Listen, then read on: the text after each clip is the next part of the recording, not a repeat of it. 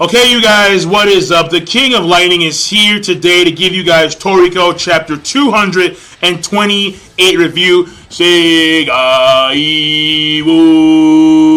Listen, man.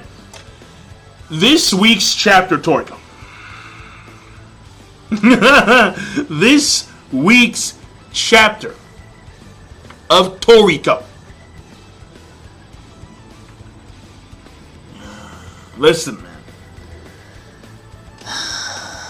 We all know that this series, alright, man, this is high quality shonen. Listen, man, high quality shonen. Alright, man. It's up there on the shonen ladder. It is. The plots, the fights, the fights, the world building. Oh, the fucking holy shit, the world building. And especially the characters. The characters are awesome. They are awesome. But Tengu Brunchy has just moved up the character list. Yo! And why is that? Obviously. This should be obvious, right? My name is the King of Lightning, excluding an N. You guys already know, I love lightning-based motherfuckers. And what is Tengu Brunchy? He's a lightning-based motherfucker. That's right, man. Tengu Brunchy. Yeah, listen, man. This dude's awesome. He's awesome.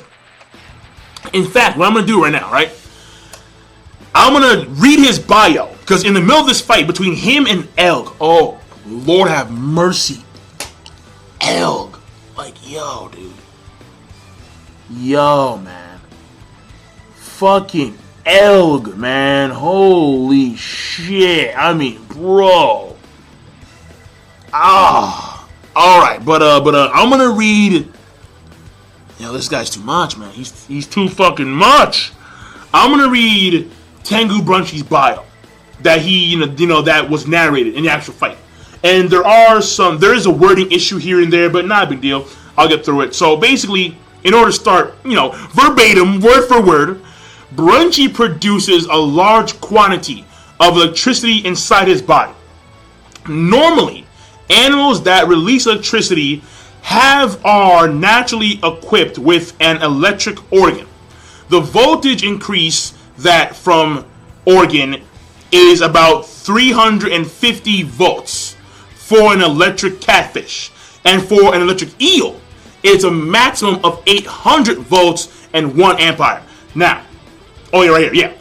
In certain situations, it is possible for that shock to kill a human being. So, right there, I wasn't exactly too sure about that because I think I heard somewhere that the voltage to kill a human being is 500 volts, not 800 volts. But as far as I recall, it's like a human can die from a voltage that circulates through their body, and that voltage is around 1,000 to 500 volts. Yeah, like you can die from that. Like you can, but that's not where it stops with Tengu. But oh no, that's not where it stops. Yeah, listen, man, and I continue. However, the amount of electricity that Brunchy releases is incomparable to that. Every cell in Brunchy's body become like amplifier circuits for electricity, which constantly increase the effectiveness of the electricity he produces. And here's the best fucking part, man. The electrical potential difference has an average of 100 million. 100 million volts. And the amount of electric current that he releases is actually over 100,000 amperes. That is the amount of electricity, no less than the discharge from a lightning strike. I just got the biggest heart on. Dude.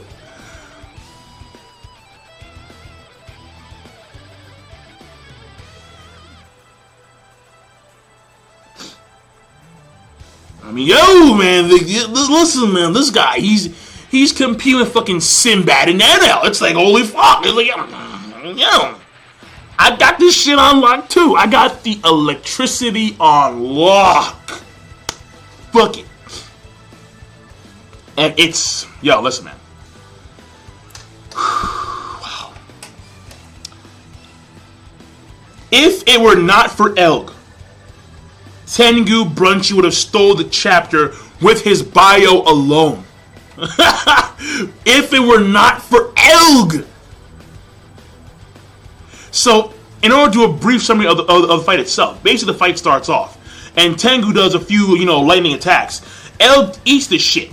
Elg attacks Tengu, but Tengu, he moves, and I don't know if he's actually moving as lightning, or if he's actually augmenting his body with lightning. I'm not too sure, whatever, but the fact of the matter is that he actually moves in like a lightning fashion, alright? To avoid Elg's attacks. And then he proceeds to do this attack called the Aliki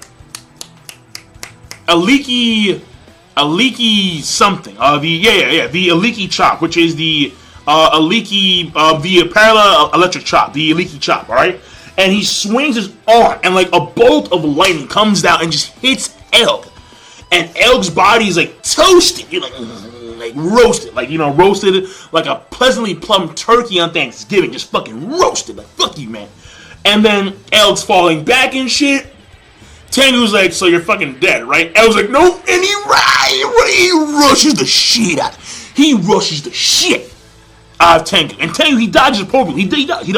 He dodges appropriately, right?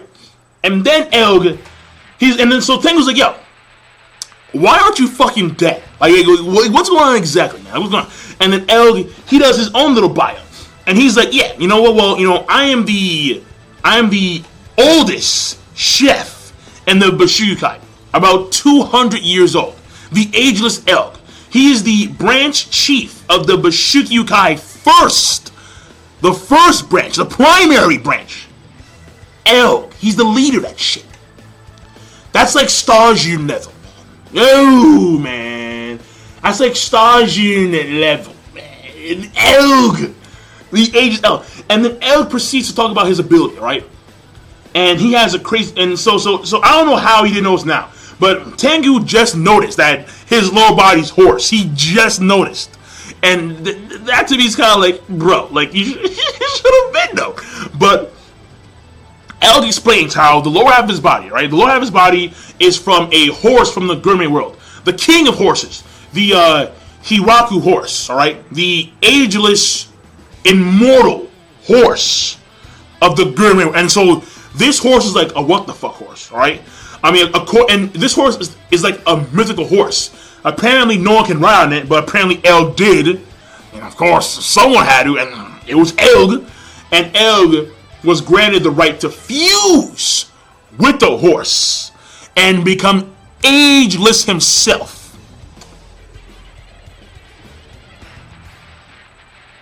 I mean, bro, this guy, he's immortal.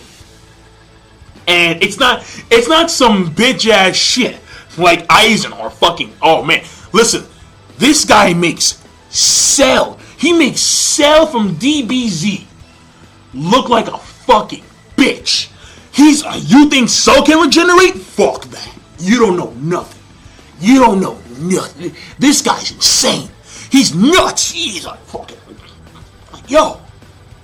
I mean, I'm fucking stuttering here, man. I'm so excited, I'm stuttering, man. What's happening is that as Elg is talking, Tengu's like, fuck it, I'm gonna kill your ass. Fuck this shit. He makes a sword out of lightning, and he calls it his lightning kitchen knife. I mean, that's bullshit. We all know that knives in Toriko aren't, they're not knives. They're fucking.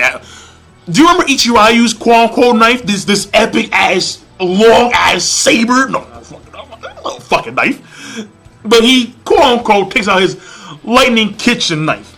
And then he proceeds, and by the way, he mentions how electricity is now used more often in cooking, how they're now using more electric equipment nowadays. So that's the long-term concept. The concept here is that he's more modern because he's using more electric-based attacks, and thus his kitchen probably has more electric-based equipment in it. So, I mean, I like that contrast. I really do. But whatever. The fact here is that he attacks with his electric kitchen knife. Electric parallel chop. Something of that nature. Yeah, like spinning electric parallel chop. I forgot which one it was exactly. I forget. But what winds up happening is that he goes right through Elg. Elg's body gets cut in half. Then it gets charred and it breaks apart into like thousands of pieces. Like literally, like he charred every cell in his body. He cut him, and he turned into like ashes. Like yeah, like almost ashes. Like like some of that nature. And every cell in his body was charred.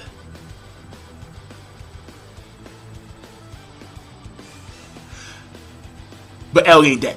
Yo, L was not dead. He was not dead. Tengu got a little bit cocky. He got a little bit cocky, alright? He thought that he had this shit on lockdown. He talked about how, well, in actuality, when someone says immortal, in the living animal sense, it's simply put the ability to regenerate one's cells, to replace old cells with new cells, and to do so regularly and constantly for a long period of time, and thus that's a quote-unquote immortality. And Tengu Brunchy believed that he had got past that by destroying all the cells in freaking Elg's body. No. Tengu's walking away, stomp, and he's like, no fucking way. And then Elg, he comes out of nowhere. Elg is like behind him. Well, no, you don't see Elg, right? Let me explain, right?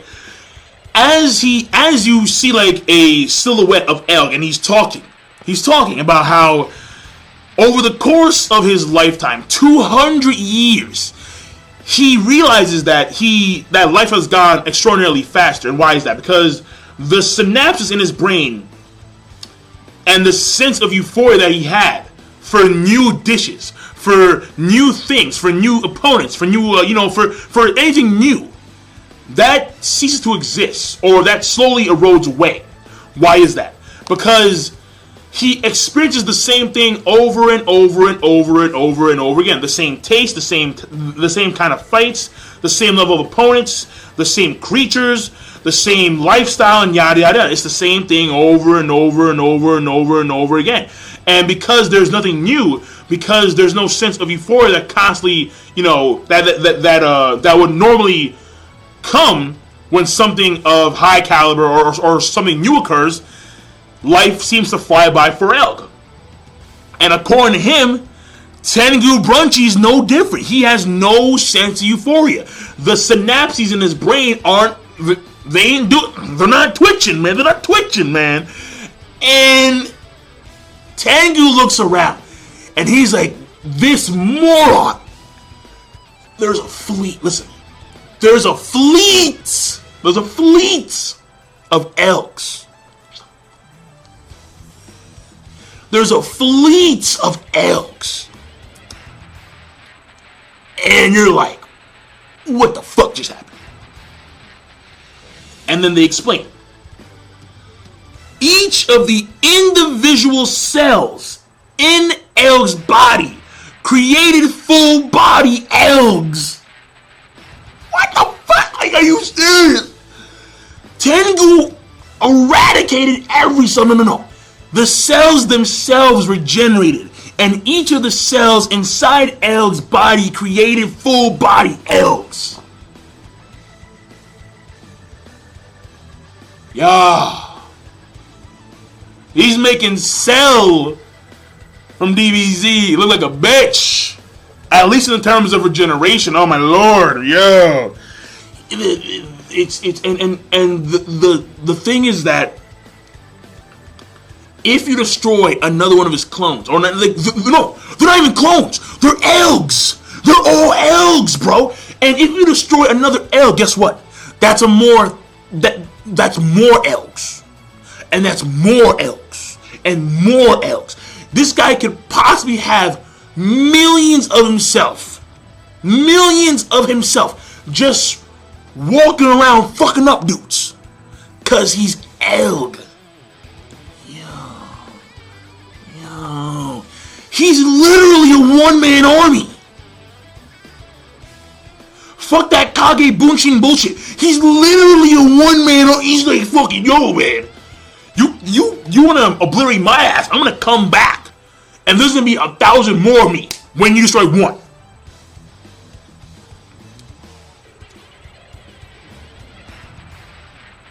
I mean, let's be grateful.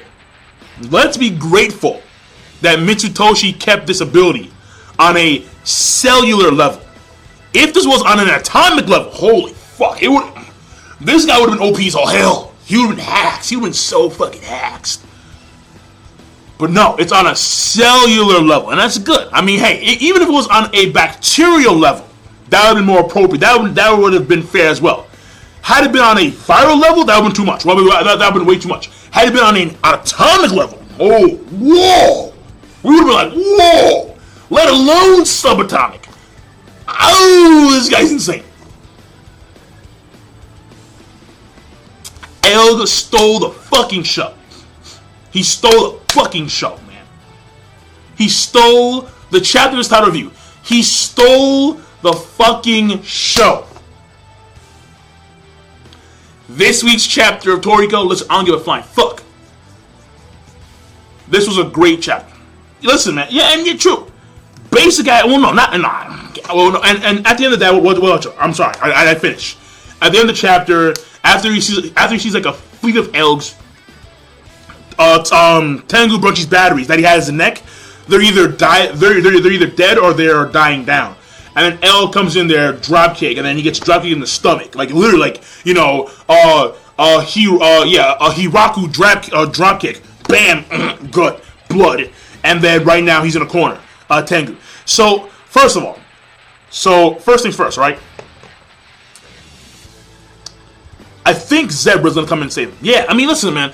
People want to say that it's gonna be Zebra's gonna go against the Nitro. I don't think so. Tengu he's literally in a corner. He needs help. He needs help now. And who can help him? Zebra. Zebra can go in there, save his ass, and he needs saving bad. How is Zebra going to like destroy Elg? I have no fucking idea. I don't think he can. I mean, I think he can cut him off with his sound barriers or something, yeah. But he ain't killing Elg unless Zebra can attack on a cellular level with his sound, which I don't think he can, to be honest. I mean, who knows? I mean, he has gained a new ability, but we haven't seen it thus far. I mean, we saw Tommy. I mean, we saw Sunny's new ability, his double hair. But we haven't seen Coco's, we haven't seen Toriko's, or we haven't seen Zebra's either.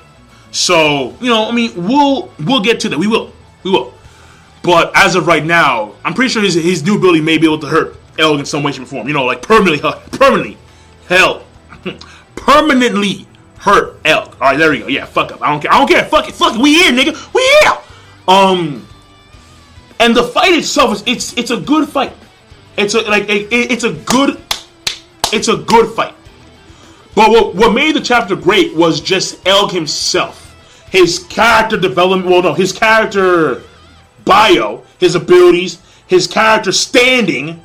So basically, his development in general was actually pretty damn good. Yeah, it was damn good. It was great. Because we know that he's now the leader of the first branch of the Mushoku-kai. He is ageless and immortal.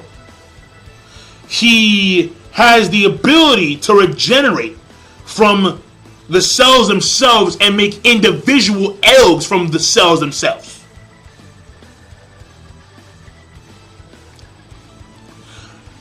And he's been around for 200 fucking years. I mean, yes, I can go on, but because there was more shit involving L, there was, but I don't want to because like this guy's epic. He's epic. You know what? I will bump down the chapter to a good plus. It was a good plus chapter. But should I make one individual to highlight the chapter? I mean, Tommy Rob was an exception because Tommy Rob, he died. He literally died. But Elg is, he's barely known as a combatant in the overall scheme of Toriko. So I will bump down the chapter to good plus. Yeah, I will. But still, doesn't matter. Will someone save the day? The answer, yes. Who? I'm thinking Zebra. I'm really thinking Zebra. But can he do it against Elg? We will see. So I'm done. Kill Lightning. Be sure, of course, rate, comment, and subscribe as always. And I'm signing out. Peace. Have a nice day. Oh, yeah.